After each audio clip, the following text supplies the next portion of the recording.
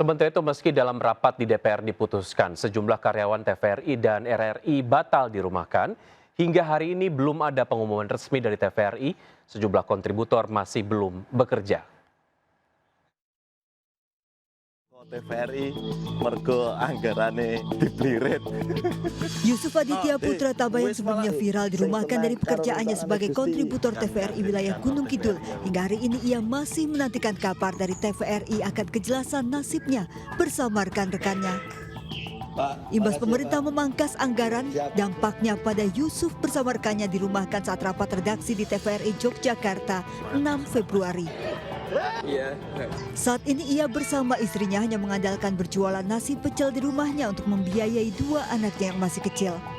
Jadi sudah ada update terbaru Mas, ada panggilan atau keputusan dari kantor seperti apa mungkin Mas? Kalau keputusan secara resmi belum, tapi kalau kabar yang menenangkan.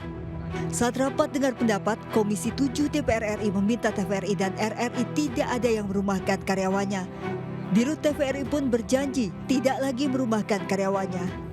Bahwa kami berkomitmen ya untuk tidak lagi membuat kebijakan perumahan terhadap seluruh karyawan perumahan dan PHK ataupun apapun lah istilahnya. Jadi tidak ada dampak buat mereka tetap bisa bekerja kembali dan menerima penghasilan seperti semula.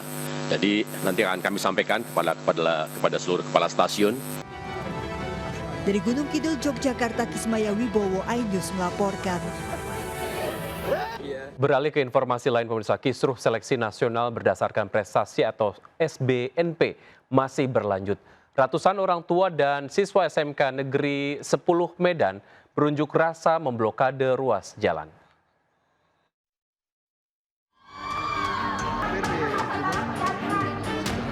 Ratusan siswa dan orang tuanya melakukan orasi di SMK Negeri 10 Medan, Sumatera Utara. Para siswa dan orang tuanya ini kemudian berunjuk rasa memblokade ruas jalan Cikditiro. Mereka memprotes kelalaian pihak sekolah menyelesaikan finalisasi PDSS sebagai syarat siswa eligible mengikuti SNBP ke perguruan tinggi negeri. Padahal panitia SNBP telah memberikan beberapa kali perpanjangan pendaftaran SNBP. Akibatnya sebanyak 140 siswa terancam gagal mengikuti SNBP. PRD harapan saya kami bisa masuk ke SNBP dan mengikuti tes ujian ataupun tes lainnya. Harapan besar saya teman-teman saya juga bisa masuk ke universitas yang mereka inginkan. Pihak sekolah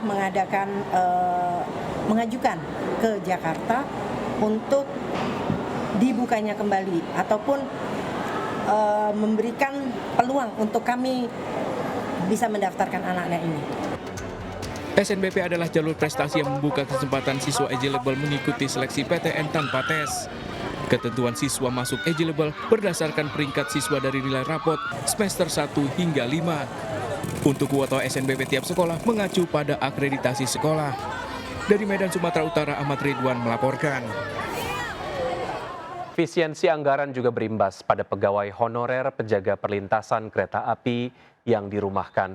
Akibatnya sejumlah perlintasan kereta api di kota Jember tidak dijaga dan kondisi ini jelas berbahaya.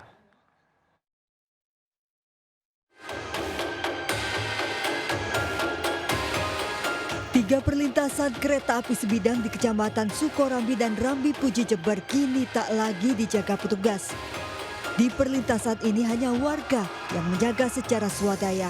Sementara perlintasan di Desa Gayam Rambi Puji bahkan tanpa penjagaan. Petugas perlintasan merupakan pegawai honorer Dishub dirumahkan diduga imbas efisiensi anggaran menyusul kebijakan tentang tak diperbolehkan lagi merekrut honorer. Pos yang pure sama sekali tidak dijaga. Ada yang di posisi 132 depan terminal Desa Gayamnya. Dibiarkan sama sekali. Udah kereta gimana nanti? Waduh, kurang tahu Mas. KAI dan Daop 9 Jember akan berkoordinasi dengan Dishub akan melakukan penyempitan di jalur sebidang tersebut. Kami berikan kesempatan untuk segera mengisi petugas yang ada untuk mengisi pos perlintasan tersebut.